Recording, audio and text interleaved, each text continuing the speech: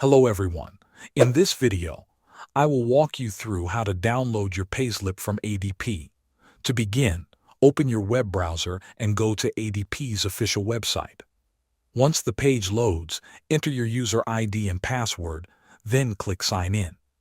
After you log in, you will be taken to your main dashboard. Here, look for a section labeled Myself. Click on it to expand the menu. From there, select Pay, and then click on Pay Statements.